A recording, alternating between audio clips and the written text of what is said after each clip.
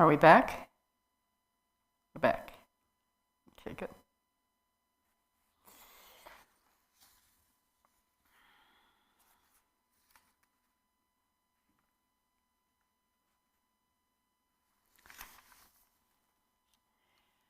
I want to give you a few more points to ponder, and then we'll go into another round of not seeking anything. Certainly not bliss.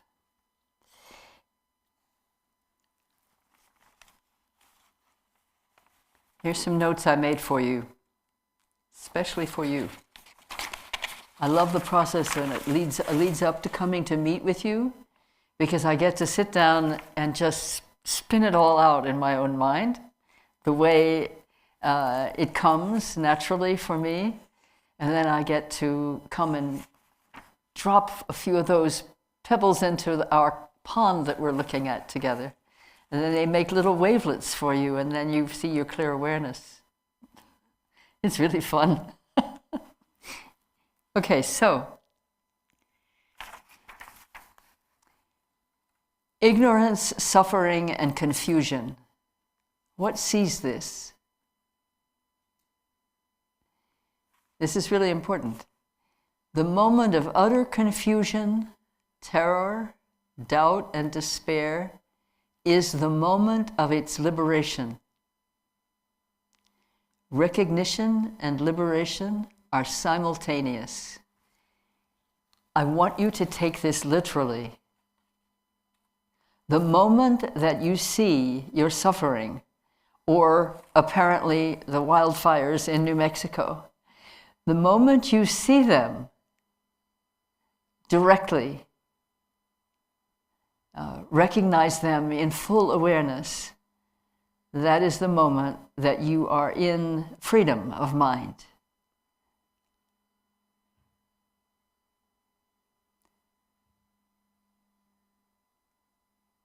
Recognition and liberation are simultaneous. I mentioned this morning the Book of the Dead, the Tibetan Book of the Dead, and the clear instruction there of see all appearances as your own mind. Recognize that. And that's the way to go through life and through the period following life. Well, also this brilliant teaching of recognition and liberation are simultaneous throughout the different levels and experiences of the bardo. The instruction, there's all kinds of confusing appearances arise for the person in the bardo. And guess what? That's us. Because though we tend to think that the bardo is the moment, is the period between death and rebirth, we're not right now in the bardo of existence. This is a bardo also. A bardo means a gap, that's all. So it's a gap between this moment of Buddhahood and the next moment of Buddhahood, if you will. Right? So these extraordinary events occur in the bardo after death, and they're terrifying, and some of them are deeply attractive, and you just are drawn into them, and that's your demise. Again, you just get caught, and you have another rebirth coming. What you want is liberation.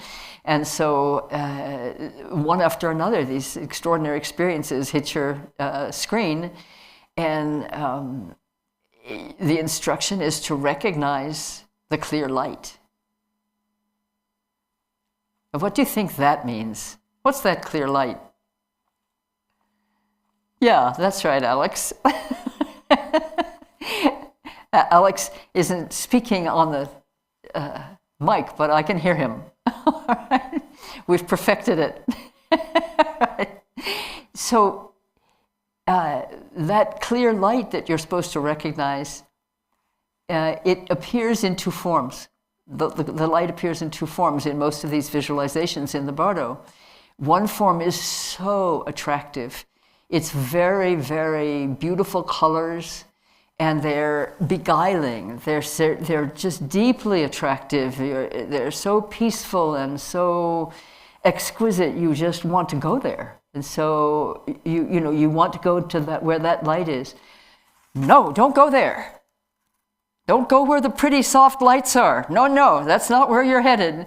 Go for the ones that are so bright and so clear that you can hardly bear to look at them. They're overwhelming. That's what you're aiming for. The light that is so clear and bright that it's almost unbearable to see. Now, we're not quite there yet because we're still in our bodies. So we don't have to see this bright, shocking light and turn away from it in desperate look for the gentle light and then get caught forever in another samsaric round, right? So, and now Alex is gesticulating madly. He's going like this. No. So, this instruction to go for the clear light, well, that's what I said. The bardo instructions are for this lifetime too. We just apply them, And when you recognize, when you go for the clear light in the bardo, you're recognizing that light as the light of the deity. That's the divine light. That's the absolute. That's freedom. That's liberation. And when you then turn to that light, it's because you've recognized at that moment liberation. And so over and over again, it is taught in the Book of the Dead, recognition and liberation are simultaneous. Now, in our practice, we have a version of this. We have an intimation of it or a hint of this. Because when we recognize with our clarity of mind, which is clear awareness, when we recognize a thought, the thought liberates. It's called self-liberating in its own place. The thought liberates. Recognition and liberation are simultaneous.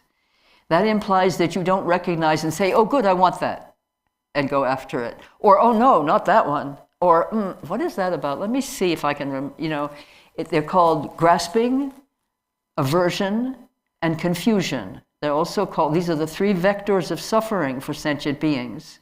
This is the way samsara arises over and over and over again. We create it and recreate it every time we pick up a thought or push it away or make up a story about it. Then we're back on the merry-go-round. And at the moment, not so merry, huh? The merry-go-round is not so merry right now. So look at that as being the mirror of our minds. We're picking up terrible thoughts, we human beings, right now, and making war with them and devastation. Don't do it in our own minds, too. See the thought when you're practicing, when you're just in your ordinary run of life. See a thought come up that's a thought of, anger or resentment. Not a thought that you want to kill people, but just a thought, I had an experience with that yesterday. I was in a really bad mood. It was just really cranky and crabby. I wasn't getting enough sleep, and I had this intense allergy thing going on when you're having trouble with your eyes and your ears. And life is not so super, it's not great. Life is great, but the condition is, compromising. And I was really crabby, and I was resentful about something. It doesn't happen to me all that often, but when it does, I get it, I see, I'm resentful. And I just didn't move through it entirely. And then I woke up in the middle of the night. I love to tell you my middle of the night stories. I think I told you middle of the night story last time as well, right? So I woke up in the middle of the night, the resentment was still there. I said, oh no, and I've got to go and sit with people tomorrow and be in clear awareness. Oh no, what shall I do now? Right? So I compounded it. And then the rest of the night I was working on it. And at some point today, I realized I have no memory whatsoever about what I was resentful of. None. Gonzo. Why was that? Well, we're spending the day in clear awareness. Where was it going to go? So now I lost my train of thought. But anyway, let me see if I can have more here I want to do with you before. Okay, so I said, oh yeah, I interrupted myself here with the bardo thing. So recognition and liberation are simultaneous. Now here's a teaching from Garchen Rinpoche that he gave me personally years ago. It has changed my life and the lives of so many others with whom I've shared it. So consider yourself, on the edge of just great insight here. And you can stay on the edge if you want to, but I have a feeling you might push yourself over. What sees confusion is clarity. That will really work for you easily in many, many situations. What sees ignorance is wisdom.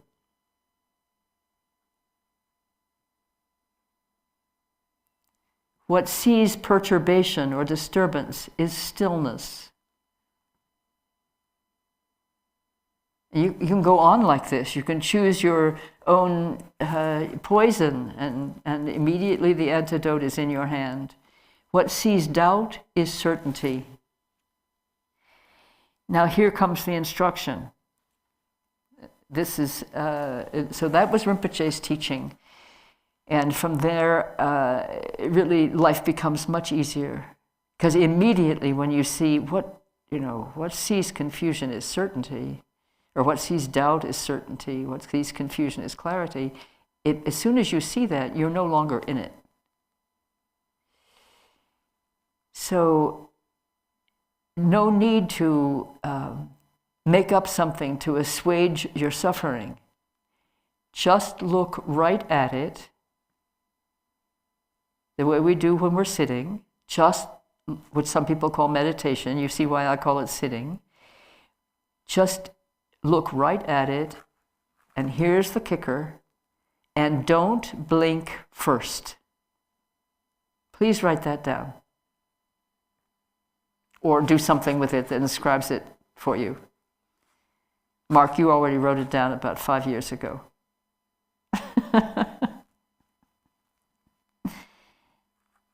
Just look right at it and don't blink first.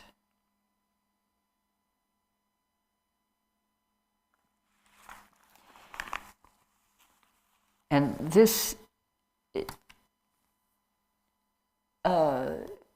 leads us to talk about, for a moment, and again, I don't want to take up a lot more of your time with this talking, but with another way of working with awareness, which I use rather a lot, actually. I have a very fiery nature.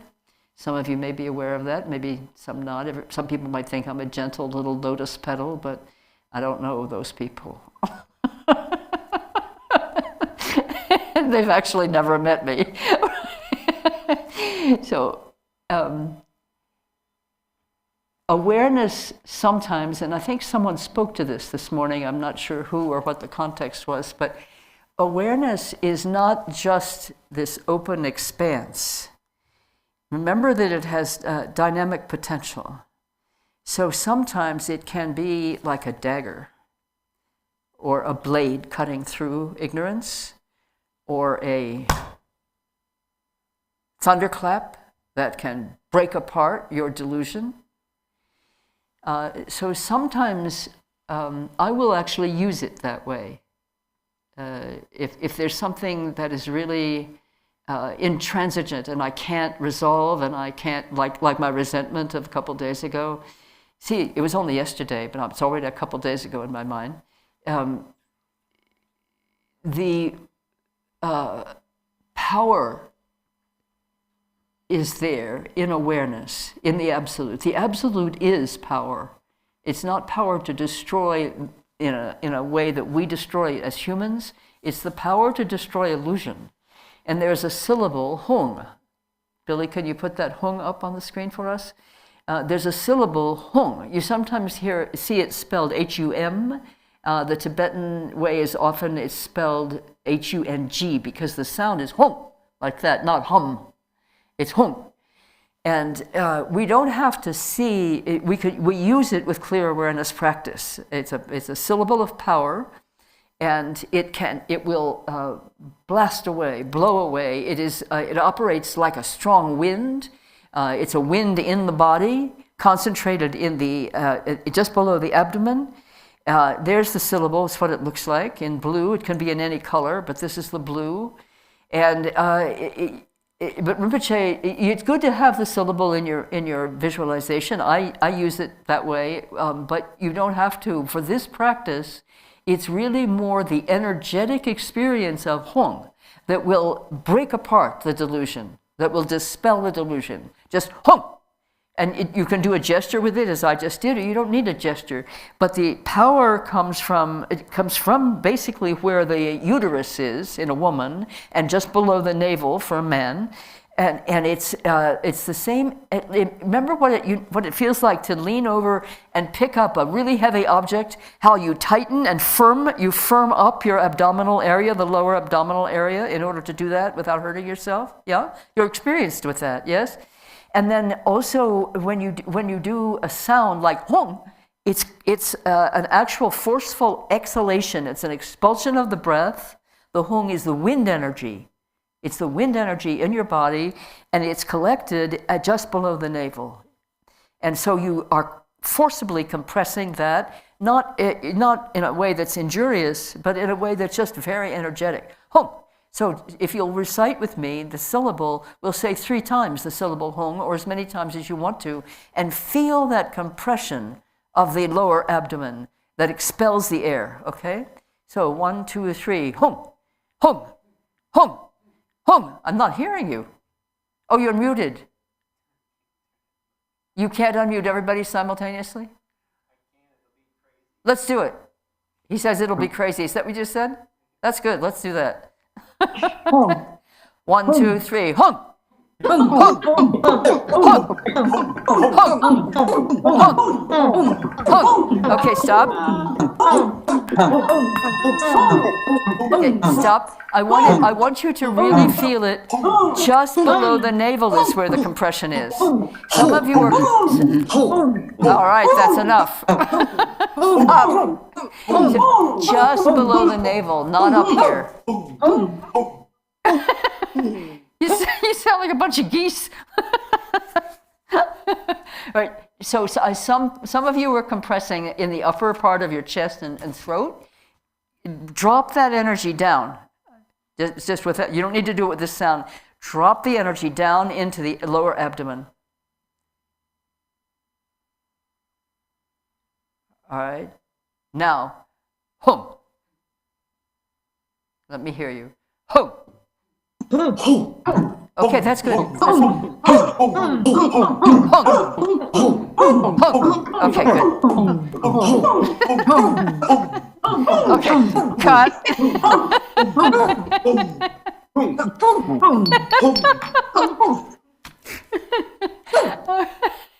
Now, who's a soprano hung? It's usually a bass or a baritone, not a soprano. So that syllable is a syllable of power. And what that means is it will cut through delusion. So when you're happily or not so happily contemplating clear awareness, and you find yourself up against a really intransigent obstacle, a place where your own ignorance is just gripping you by the throat and won't let go, hum.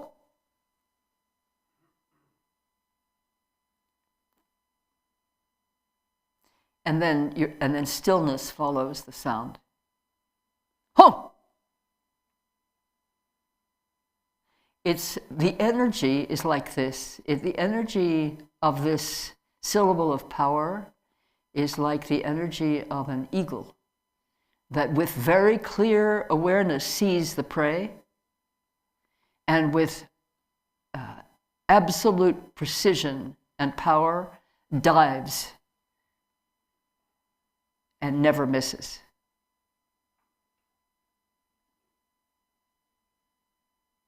And I know you all have that energy capacity because you're here. We're practicing. So this is not all gentle, blissful, oh, let me dissolve myself into awareness. It's not like that. This is, we're doing this in order to liberate from suffering all beings in all worlds, in all times. We're spiritual warriors. Bodhisattvas are spiritual warriors. So we need to take custody of this power that we have to really cut away our own obscurations. We don't use the power to cut away the obscurations of others. We're not developed to that level at all, any of us. We cut away our own obscurations. And sometimes we need a syllable of power to do that with, like a sharp knife, like a blade, like that. Other times we need simply the willingness and the courage to sit with the bare, naked mind that we are and to look directly at it. So.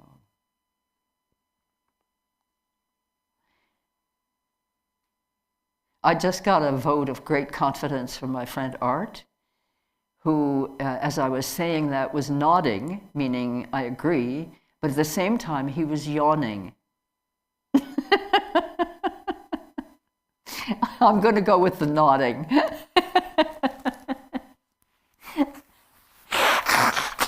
With that in mind, let's do a round now in which, who knows, maybe something will come up that needs that clear, sharp blade of absolute mind, clear awareness. Because you have what you need to work with it. Okay? Ready for another round? I won't know if we'll take another break. We might go straight through to 5, but we might take another break. But let's take another sit first. Okay?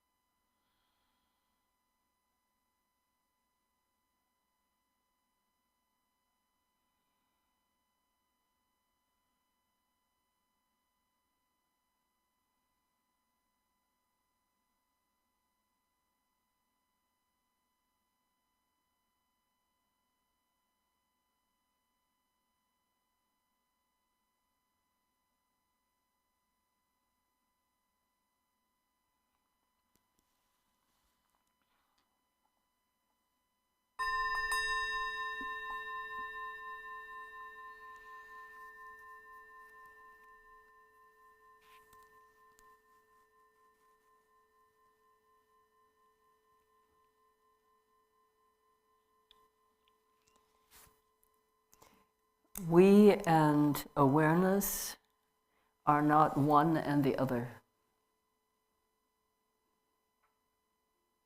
Those two are not two.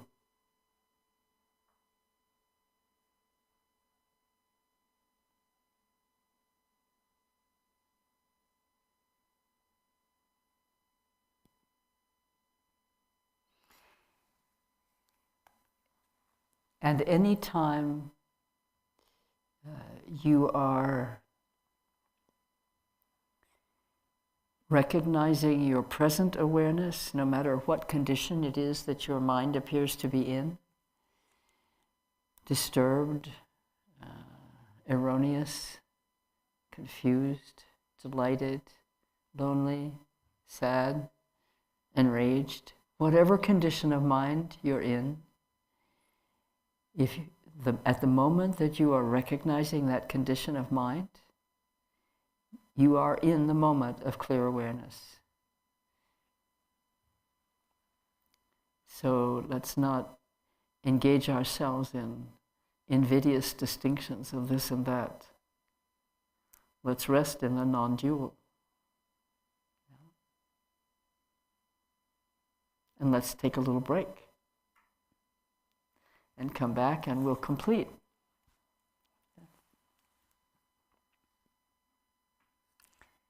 Oh, in this break, if there's anything you want to bring up about practice or about any of what we've looked at today together, please be prepared to do that. We're going to do discussion and then we'll bring a close to our retreat. But I want to be sure I have a chance to hear from each of you who wants to say something. So I want to make a good space for that.